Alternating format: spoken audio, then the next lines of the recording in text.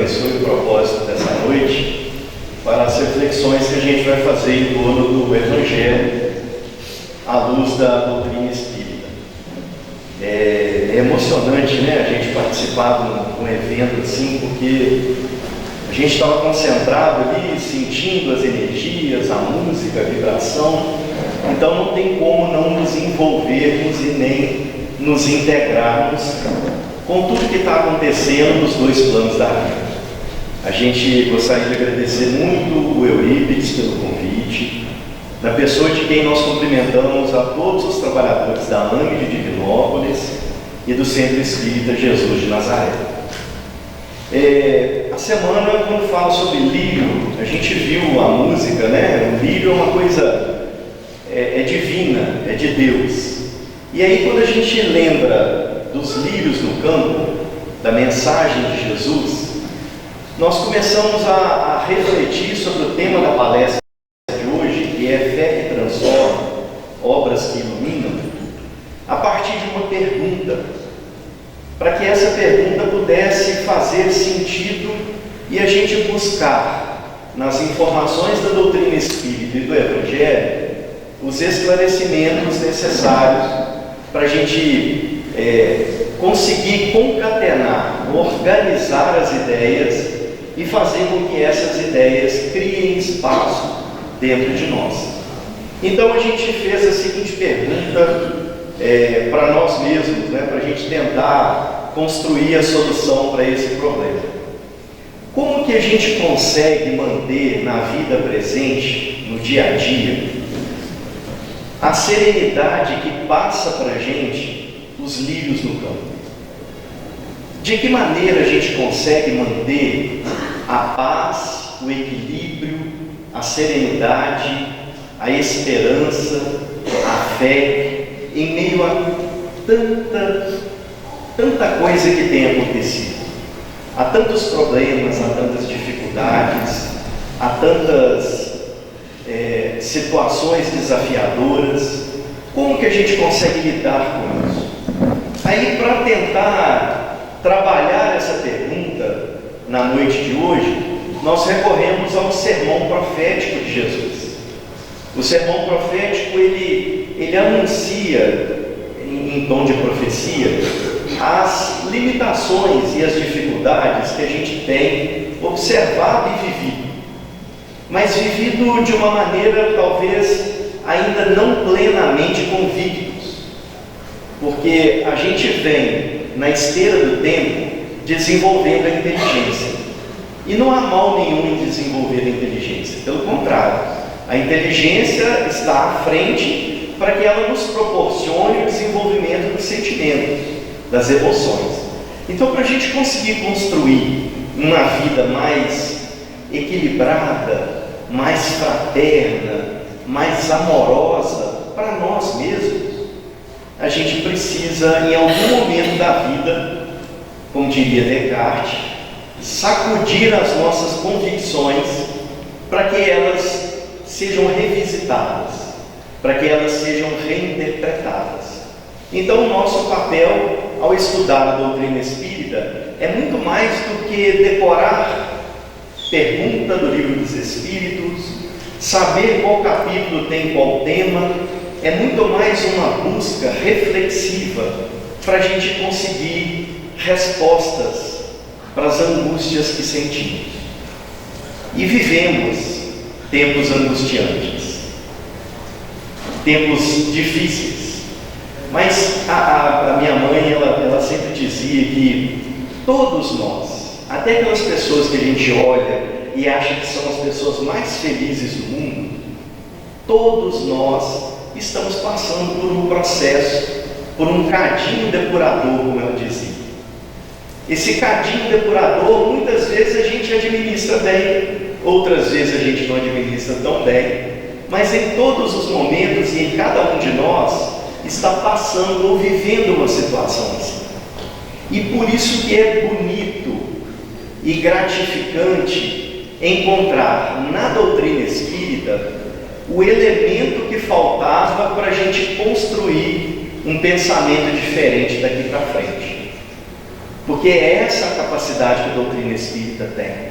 E nenhum dos que nos antecederam, eles tiveram facilidade ao tentar explorar o conteúdo do Evangelho e da doutrina espírita. Nós estávamos preparando as atividades e lembramos da iniciação, vamos dizer assim, né, da conversão do Caibar Schutel, que é considerado o bandeirante do Espiritismo, era de Matão, a conversão dele de católico para espírita. O processo começou quando ele começou a ter sonhos recorrentes com os pais. E aí ele procurava o padre da paróquia lá e abria o coração para ele, perguntando, dizendo que estava sonhando com os pais, o sonho era recorrente, mas era tão forte, tão intenso, que os pais passavam a orientá-lo quanto a algumas decisões que ele tinha que tomar no dia a dia. E aquilo assustou o pároco, porque estava ficando muito forte, toda semana ele ia lá, cada semana era um sonho novo, e para cada sonho uma missa, para cada sonho uma vela, e aí a coisa ia só aumentando, só ampliando, até que ele conversou com alguns amigos, e esses amigos, um deles, junto com a esposa, haviam iniciado uma reunião de tictologia, ou tictografia, que eram batidas. Os espíritos se manifestavam por meio de batidas, isso em 1904, ou seja, não existia Chico Xavier ainda, né? Porque depois que o Chico fez esse trabalhão todo, ficou bem mais fácil da gente compreender, mas naquela época, era por isso que ele era bandeirante, naquela época não tinha nada, e as manifestações espirituais eram rústicas assim também. Então, dentro desse processo, essa família, o marido e a esposa, de alguma forma tinham condições de ajudar, mas na última reunião que eles fizeram, deu um estrondo na reunião, que eles ficaram com medo, e a partir dali eles não fizeram mais reunião mediúnica, porque ficaram com medo da situação. Então, mesmo com medo, diante da diversidade, havia ainda algum desejo da parte deles de se manifestar ou de participar de novo de uma reunião mediúnica, mas o medo ainda era grande. E o Caibar Schutel, ele não conhecia de nada a respeito, porque ele tinha outra religião na época. E conversa com um, conversa com o outro, ele era farmacêutico. Em cada conversa dessa, ele encontrou com um amigo que era de outra cidade, distante de Matão, e ele já participava de reuniões mediúnicas. E deu para ele a revista O Reformador, da Federação Espírita Brasileira. Na revista O Reformador havia divulgação dos livros de Allan Kardec, das obras fundamentais. Aí ele mandou trazer pelo correio até Matão as obras de Kardec e passou um mês inteirinho se dedicando às obras. Aí sim ele começou a participar das reuniões mediúnicas. E ao participar das reuniões mediúnicas aparecia um espírito sempre pedindo uma missa. E uma missa em que acendesse uma vela. E aí eles iam, se desdobravam na fraternidade, na caridade, muito mais do que no conhecimento, em atender esse espírito. Até que Caibar Schutel começou a questionar: tem alguma coisa errada? Como que o espírito está pedindo missa? Como que o espírito está pedindo para acender vela? E aí ele começa, com conhecimento doutrinário, a questionar aquele processo, a tentar entender o que está acontecendo. Por que o espírito está argumentando dessa forma? Por que ele está conversando comigo desse jeito? E aí ele começou a questionar o espírito a respeito do pedido dele. E foi aí que o espírito se manifestou dizendo que ele era um ex-padre. E como ex-pároco, ele se sentia ali na função meio de zombeteiro, criticando e rindo da fé daqueles que participavam da reunião mediúnica, mas que não sabia como funcionava.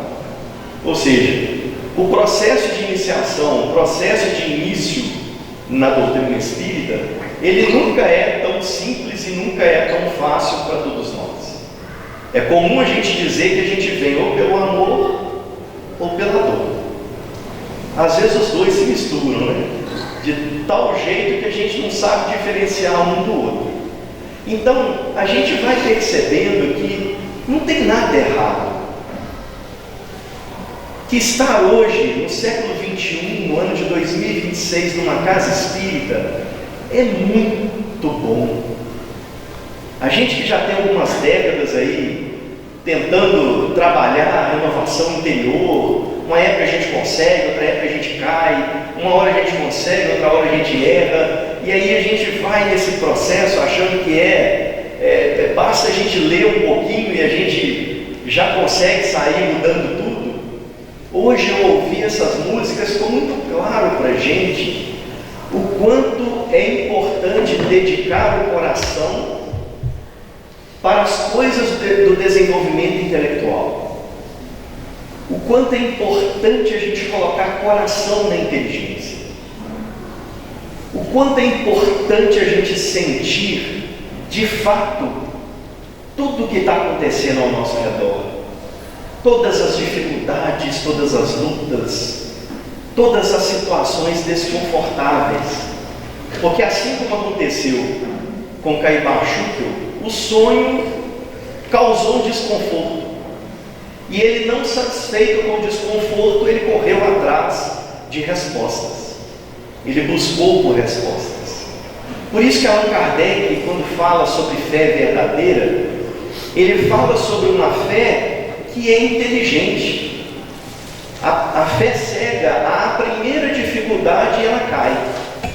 Já uma fé raciocinada, ela perdura, ela é tinhosa, ela não desiste, ela pode até se ver em situação de menos-valia, mas ela não para, porque algo em nós nos movimenta de novo para algo bom, para aquilo que a gente acredita ou que acreditou um dia e precisa resgatar de novo o coração. Foi por isso que a gente recorreu a uma série, como a gente fica sabendo com antecedência do tema, assim, passa um filme na cabeça da gente, porque muitos autores vêm ao nosso alcance. Então nós recorremos a Leon Denis, para que ele pudesse, na obra Depois da Morte, nos mostrar que desde o Egito, desde a Índia e os povos antigos, a sociedade, o ser humano, ele vem tentando evoluir. E de fato ele tem conseguido. Só que o processo evolutivo ele não é linear. Em alguns pontos a gente avança muito, em outros a gente recua. Recua, mas não é porque a gente retrocede. Recua porque a gente ainda precisa passar novamente por aquelas lições. Por isso que o processo reencarnatório, ele não é punitivo. O processo reencarnatório é uma bênção que Deus permite que nós tenhamos para atingirmos a perfeição. E chegar à perfeição, a gente pode ter uma ideia conhecendo os ensinamentos de Jesus. Jesus sim era perfeito. Todos nós que estagiamos na terra e aqueles que estagiaram, ainda estamos a caminho da luz. E aí fica, né? Uns falam que fulano vai reencarnar, outros falam que Beltrano vai reencarnar, que fulano já reencarnou, e aí diz que reencarnou no estado tal, na cidade tal, está com quantos anos. O que isso traz de benefício para a gente? O que isso transforma o nosso conhecimento e nos ajuda nos desafios que a vida nos proporciona?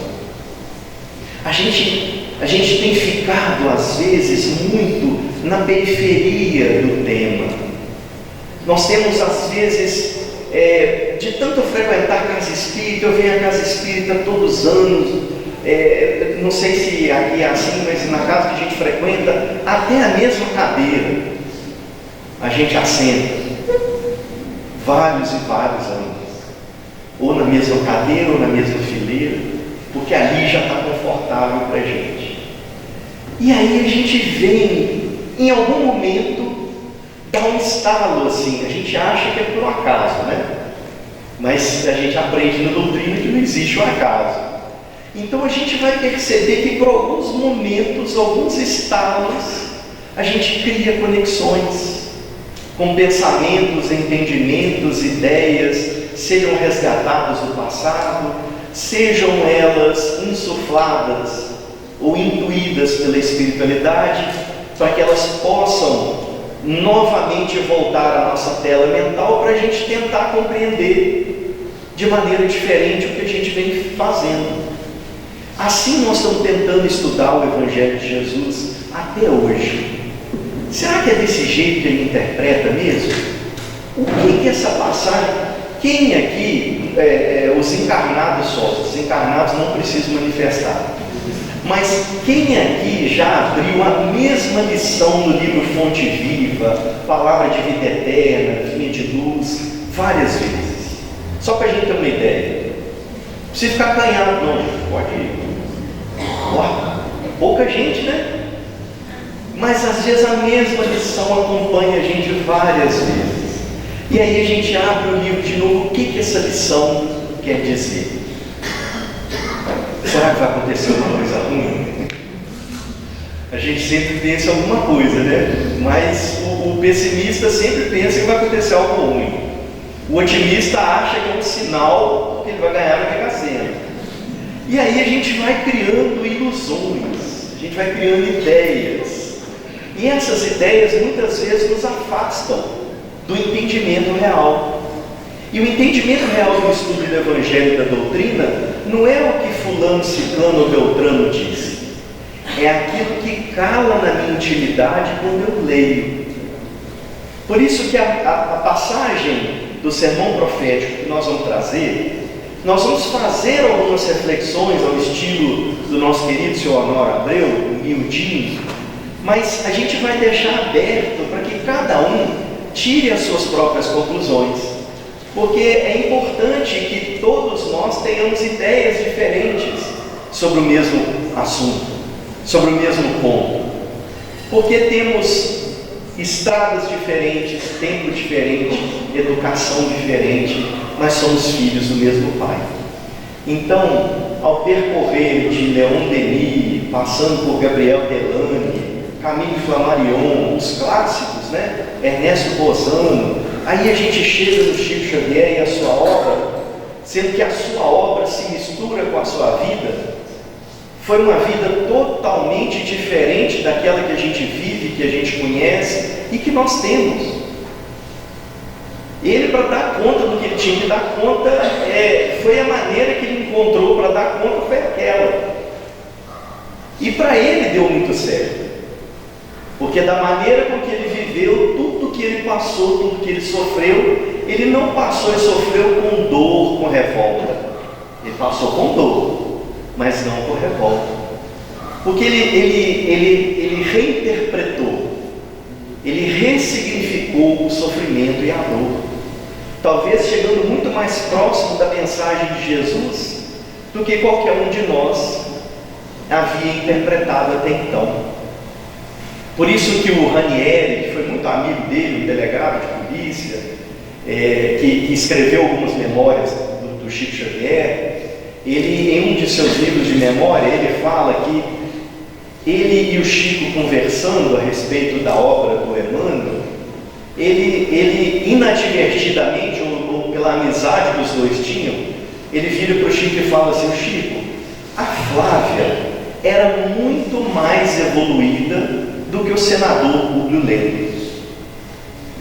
Para quem não leu o livro há 2000 anos, leiam até o final dessa semana. É um livro muito bom. E o Publio Lentulus era o Emmanuel, a Flávia era o Chico. Ele sentiu que o Chico ficou desconfortável com a ponderação dele. Só que aí o Chico, na sua simplicidade, disse para ele: deve ter algum engano na sua interpretação, porque o senador, ele era dotado já de muitos conhecimentos, e quando ele encontrou Jesus, já dando spoiler para quem não leu, e relembrando para quem já leu, no encontro no jardim à noite, quando o senador se encontra com Jesus, ele não teve capacidade de olhar para Jesus, ele não teve estatura, ele não teve condições. Ato contínuo, ele se curvou diante de Jesus, aquele que era uma autoridade na terra, aquele que detinha um poder enorme na terra. Diante de Jesus foi alguém que se curvou. E o encontro não foi um encontro às claras, né?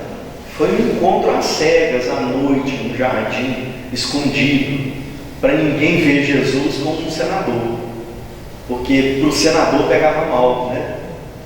Então o orgulho ele continuava, ele estava lá, até que 50 anos depois ele vem como um filósofo escravo. Então o que o Chico quis dizer para o Ranieri é que já havia, em função do processo reencarnatório, uma série de valores que aquele espírito Publio Lentulus havia alcançado. Só que, como aconteceu com Saulo de Tarso, não foi de uma hora para outra. Assim como acontece conosco, não vai ser de uma hora para outra. Não vai ser, às vezes, nem em uma encarnação. E não há mal nenhum nisso. E a gente sabe que ninguém é ansioso, então dá para a gente esperar. Porque uma encarnação só é muito pouco tempo, né?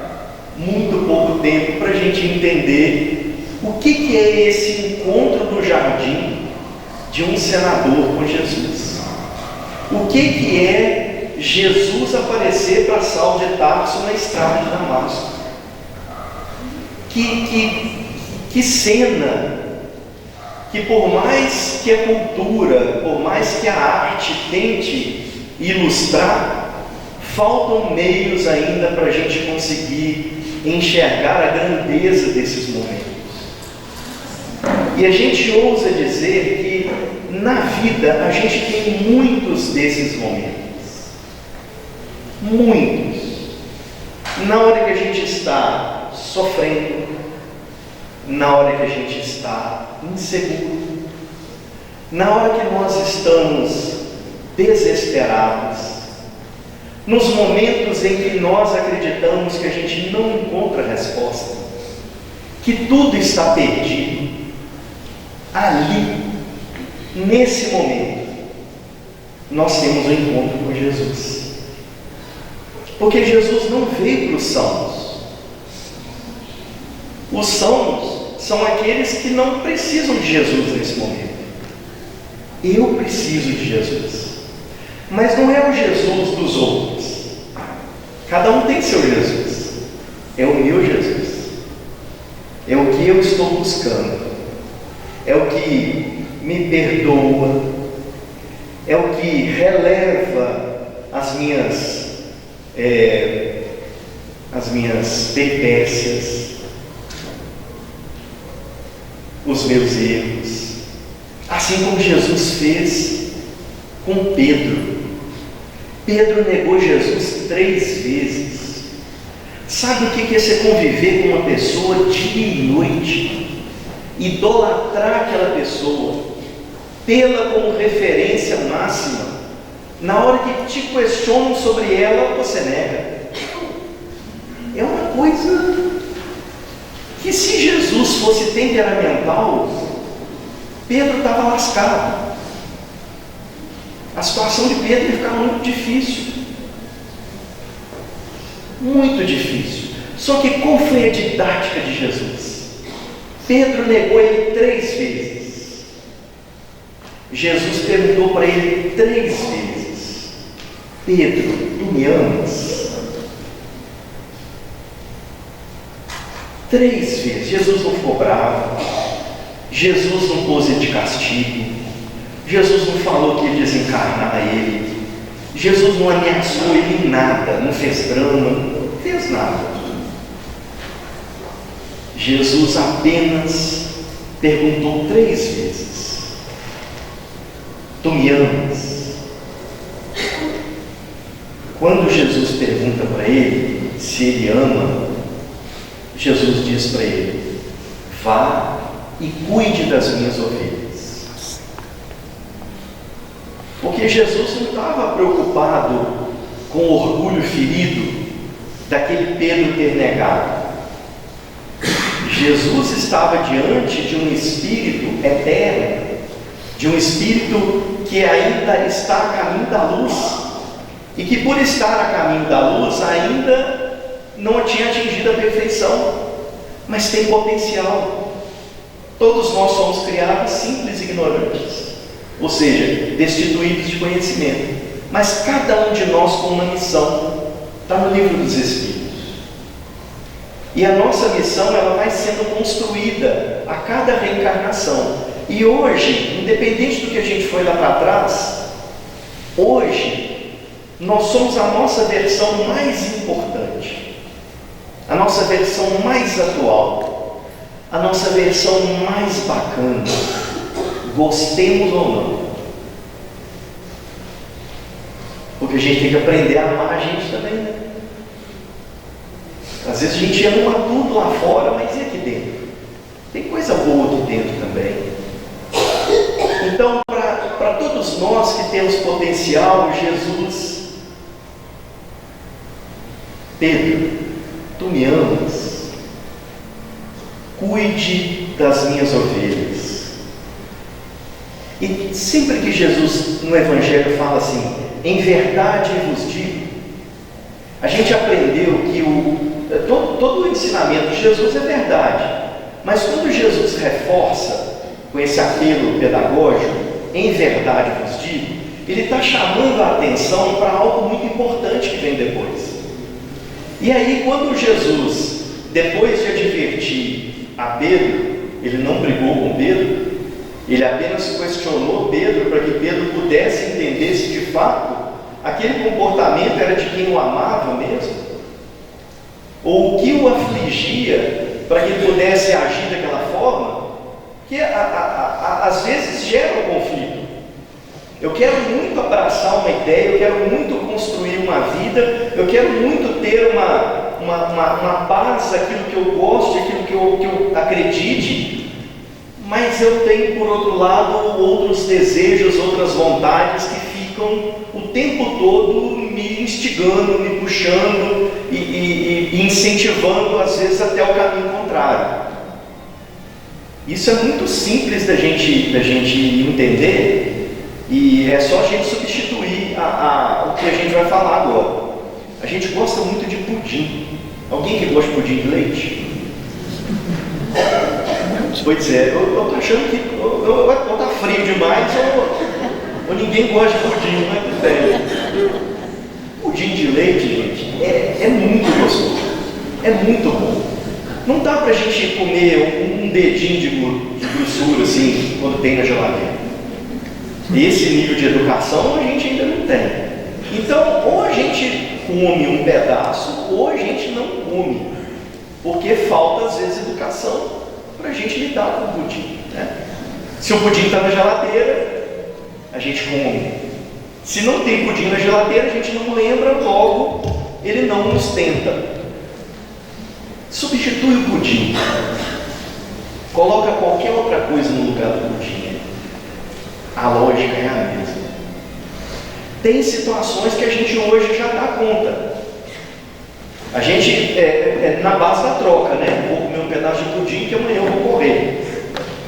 Aí amanhece chovendo, amanhece frio, aí não corre nada e continua comendo pudim, né? Então nessa a gente fica negociando com nós mesmos. Até que em um determinado momento eu vejo que eu não posso mais comer pudim. Eu não posso mais. Enquanto eu podia, eu não consegui controlar. A partir do momento em que eu não posso mais, e aí? Então, a vida vai sinalizando para a gente. Só que como as demandas da vida são muito grandes, nem sempre a gente está atento, vigilante, e não percebe as mudanças acontecendo, ou o corpo sinalizando, ou a mente apontando para algum lugar.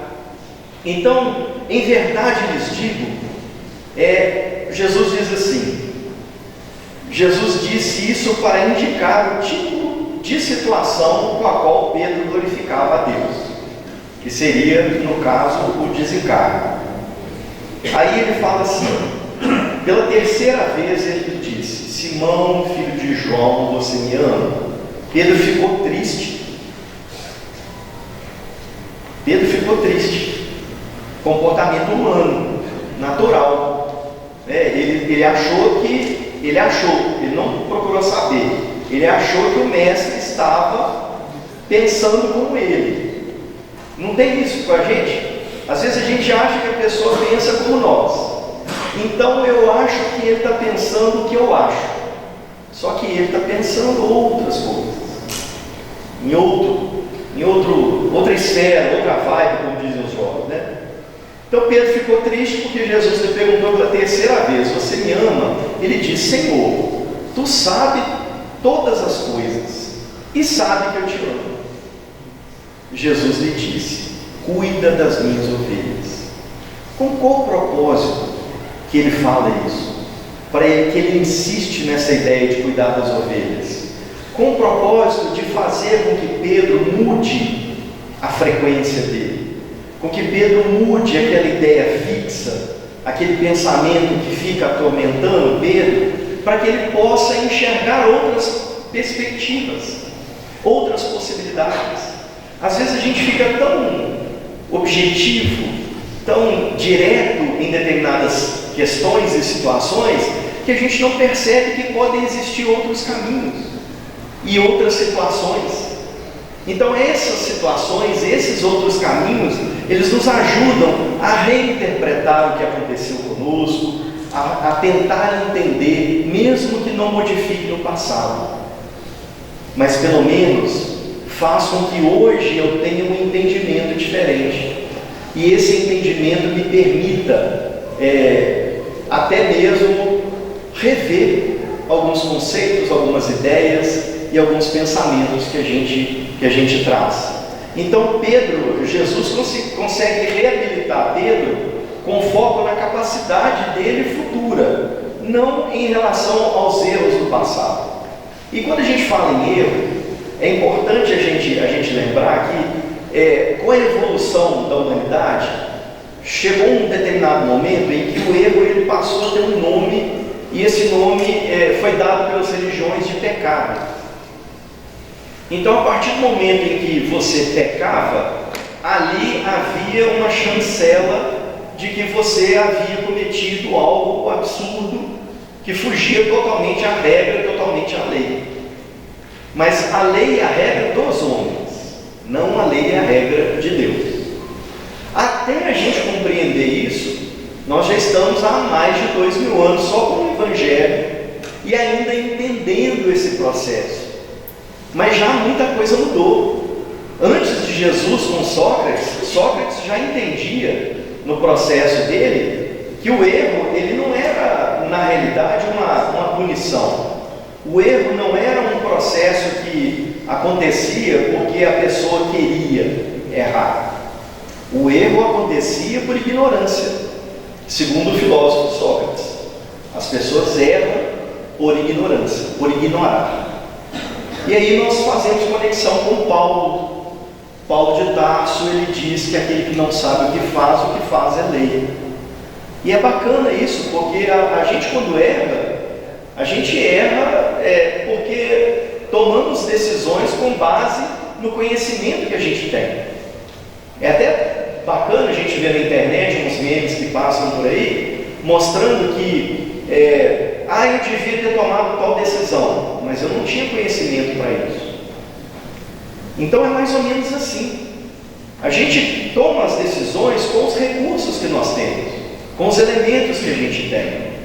E é a partir daí, dessas decisões que a gente toma, é que nós construímos o que nós somos hoje, ou quem nós somos hoje. E aí fica a pergunta do início: como no mundo atual, eu consigo manter a serenidade, a tranquilidade que passam os lírios do campo. Os lírios do campo, eles, no Evangelho, está lá em Mateus, a memória falha um pouco, está em Mateus capítulo 6, versículo 28 a 30, e em Lucas capítulo 12, versículo 27 a 30. Em Lucas está assim: olhai os lírios do campo, que não trabalham nem tecem, e contudo nem Salomão em toda a sua glória se vestiu tão bem como eles. Então o lírio do campo, ele passa uma beleza que é fruto da sua perfeição, de como ele é. Só que ele é perfeito não pelas coisas que ele tem, ele é perfeito por ser uma criação divina, por ser uma criação de Deus. Então a gente vai percebendo que a criação, ela não dá saltos, assim como o processo evolutivo também não. Ele é uma espiral em que a cada reencarnação a gente tem a oportunidade de desenvolver habilidades, conhecimentos e entendimentos novos sobre temas antigos. A gente fala temas antigos porque tem 2000 anos que o Evangelho está conosco. Com a doutrina espírita, a partir de 1857, com o Livro dos Espíritos.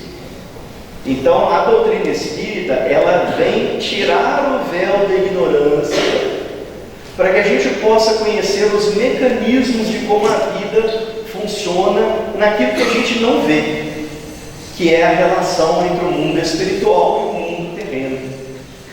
Essa relação é a base de energia, tanto emitida quanto recebida.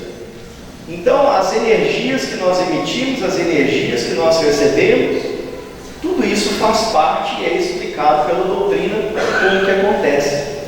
Por isso que Emmanuel, no livro Pensamento e Vida, o primeiro capítulo dele é sobre a vontade.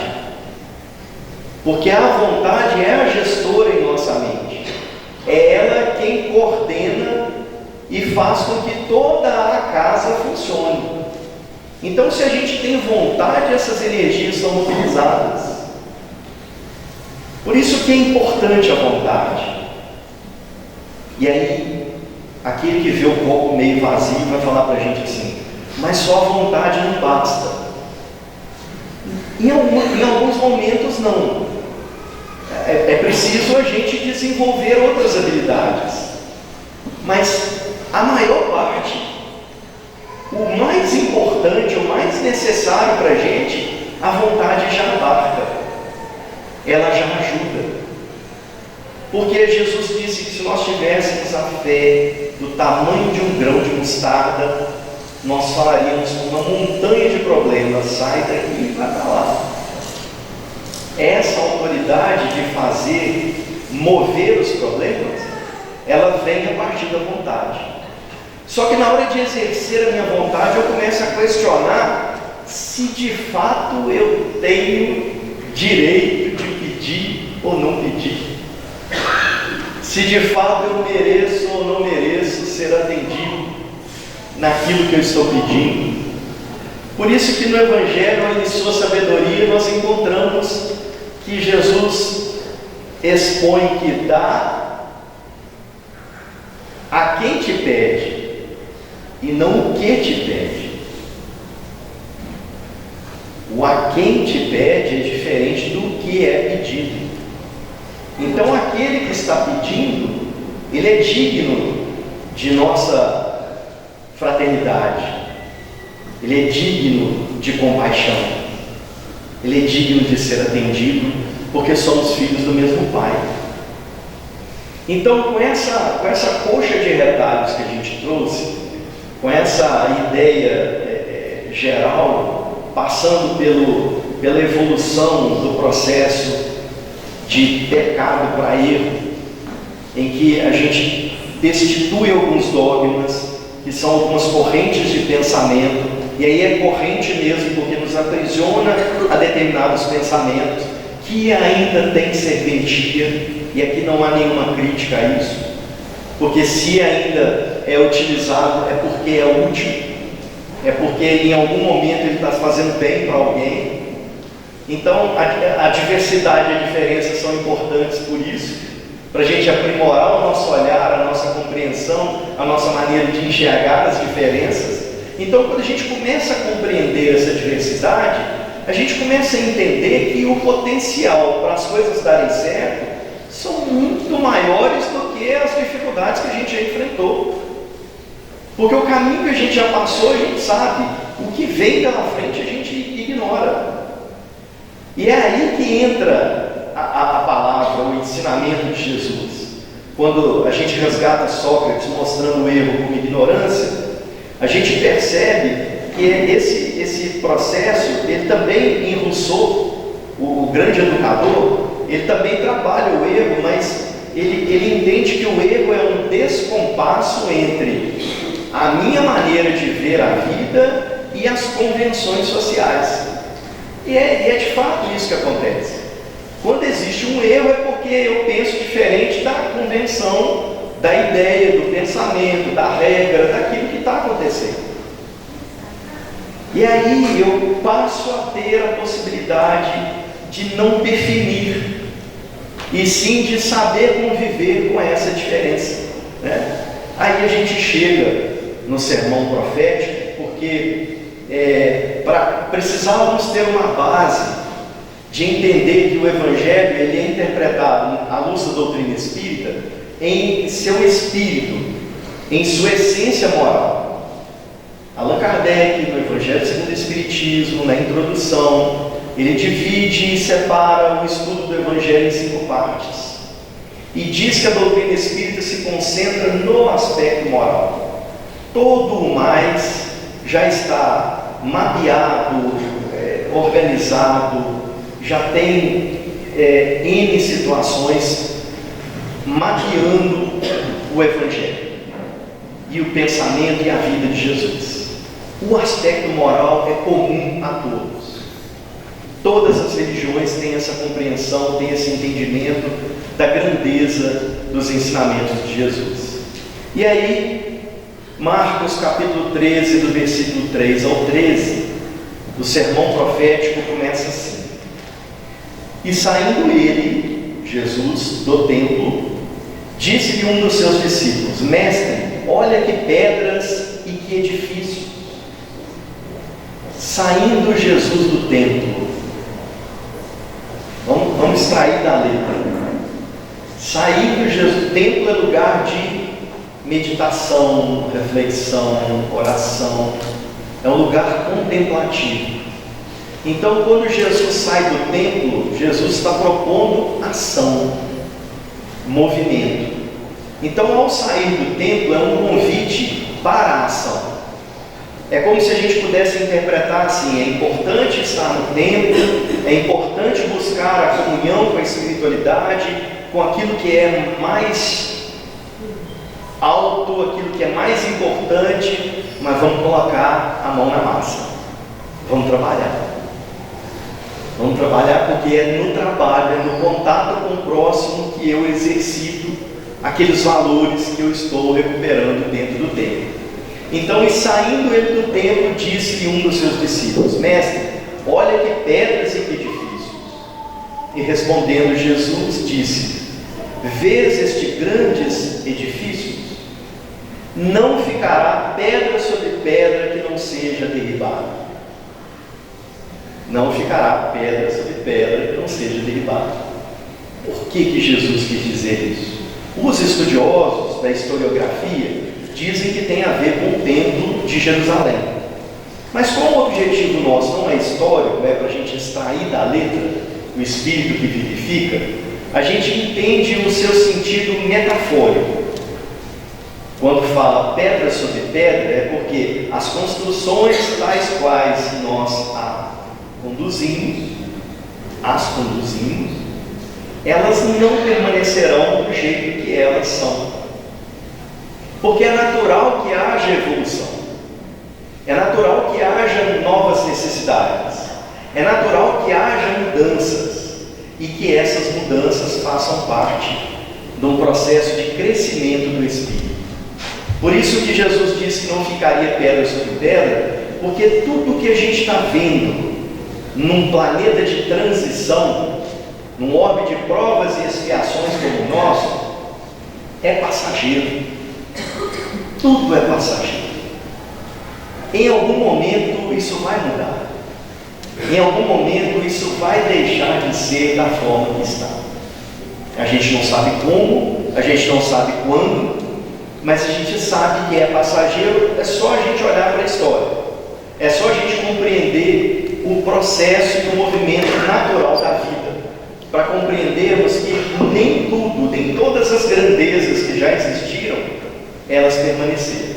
Por isso que Leon Denis, na introdução do livro Depois da Morte, ele fala que sobrevoou cidades em ruínas, que eram outrora cidades numerosas, cidades bonitas, cidades ricas, que acabaram. Então, vai ficar aquilo que é do Espírito, aquilo que é importante. E assentando-se ele, Jesus, no Monte das Oliveiras, defronte do templo, Pedro, Tiago, João e André lhe perguntaram em particular: dize-nos quando serão essas coisas e que sinal haverá quando todas elas estiverem para se cumprir? Perguntaram os discípulos. E Jesus, respondendo-lhes, começou a dizer: olhai que ninguém vos engane, porque muitos virão em meu nome dizendo: eu sou o Cristo, e enganarão a muitos. E quando ouvirdes de guerras e de rumores de guerras, não vos perturbeis, porque assim deve acontecer, mas ainda não será o fim. Porque se levantará nação contra nação e reino contra reino, e haverá terremotos em diversos lugares, e haverá fomes e tribulações, e estas coisas são os princípios das dores. Mas olhai por vós mesmos, porque vos entregarão aos concílios e às sinagogas, e sereis açoitados, e sereis apresentados perante presidentes e reis, por amor de mim, para lhes servir de testemunhos. Mas importa que o Evangelho seja primeiramente pregado entre todas as nações. Quando, pois, vos conduzirem e vos entregarem, não estejais ansiosos de antemão pelo que haveis de dizer, nem premediteis, mas o que vos for dado naquela hora, isso falai, porque não sois vós que falais, mas o Espírito Santo. E o irmão entregará à morte o irmão, e o pai ao filho, e levantar-se-ão os filhos contra os pais, e os farão morrer. E sereis odiados por todos por causa do meu nome, mas quem perseverar até o fim, esse será salvo. Nossa, parece uma coisa triste, né? É profético, escrito há mais de 2000 anos. Tem terremoto acontecendo agora, igual aconteceu com a Venezuela, nação brigando com a nação, irmão contra irmão, pais e filhos. Tudo o que Jesus disse há 2000 anos está acontecendo. Tudo. Então não tem novidade. Não tem novidade. A novidade está na maneira como nós encaramos essas situações a partir de hoje, a partir de agora, com a visão que a doutrina espírita nos proporciona. Aí que está a sabedoria da lei divina. Porque quando Jesus aponta essas situações difíceis, ele diz que não é definitivo e que é necessário que aconteçam essas tribulações para que a partir daí surjam novas vidas, novos valores, novas lideranças, novos processos, novas compreensões sobre a vida. É o que a gente busca quando a gente estuda a doutrina espírita e o Evangelho. Nova compreensão, novo entendimento, nova maneira de enxergar os problemas da vida. E a nova maneira de enxergá-los não quer dizer que ele vai sumir. O pudim vai continuar na geladeira, mas o meu olhar para o pudim ele vai mudar. A minha maneira de olhar na geladeira, eu vou olhar, cheirar, admirar, não mas pode ser que eu não coma. Porque eu vou aprender a saber o momento certo de utilizar, quando eu posso, de que maneira eu posso, por que eu não posso. E aí, meus amigos, quando esse dia chegar, a gente vai ser muito mais feliz e esperançoso do que hoje. Porque quando a gente ouve músicas tão belas como as que nos embalaram no início, elevando a vibração do ambiente, fazendo com que a espiritualidade possa nos alcançar, com que a gente dê abertura mental para que eles possam nos incluir, para que eles possam nos ajudar na oxigenação da mente, é aí que a gente vai conseguir responder a esses ensinamentos que Jesus trouxe, para não deixarmos para depois. Porque Allan Kardec, no livro O Céu e o Inferno, ele diz que a expiação, o processo da expiação, ele é um processo de limpeza, de asepsia. Então tudo que nós estamos vivendo é para renovação da maneira da gente entender a vida, renovação da gente compreender o nosso papel na vida hoje. Todos nós temos um papel na vida, independente da nossa idade.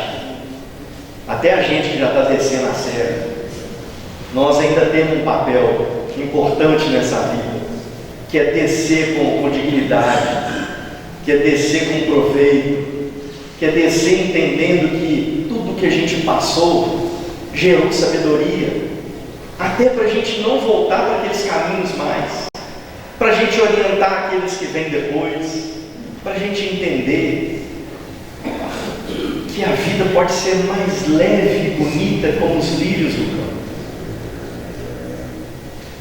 A vida pode ser mais colorida, e ela vai ter o colorido que nós dermos a ela.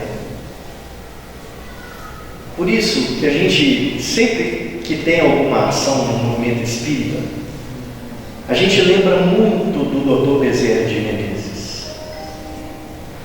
Isso não é por influência, por acreditar que ele esteja aqui com a gente, comigo, não é isso. Ele está na casa, ele está no ambiente, mas é porque ele, como diz a música, ele ouve a voz dos anjos, mas prefere conosco ficar.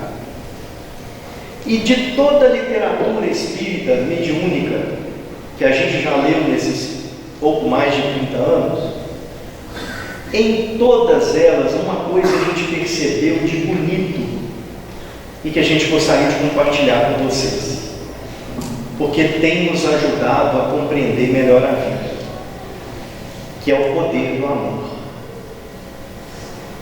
Se nós pegarmos os 16 livros do André Luiz, a ação de um mentor era capaz de desmobilizar um bando, um grupo, uma comunidade enorme de espíritos que estavam ainda sem compreender qual é o seu papel. Uma ação. Então o poder que existe no amor, ele é indescritível. As mães têm uma ideia do que é esse poder. Ele rompe barreiras, como diria o Chico. E é esse poder que a gente evoca nesse momento, por meio da nossa querida Maria Dolores, para que ela deposite uma rosa no coração de cada um de vocês. E essa rosa possa acompanhá-los, perfumando seus corações até seus lares, para que esse perfume alcance a todos que lá se encontram nos dois planos da vida, e todos nós unidos em um só pensamento possamos agradecer a Jesus pela riqueza da vida, pela oportunidade de estarmos aqui. Ele não pede as nossas credenciais, ele pede a apenas a nossa vontade.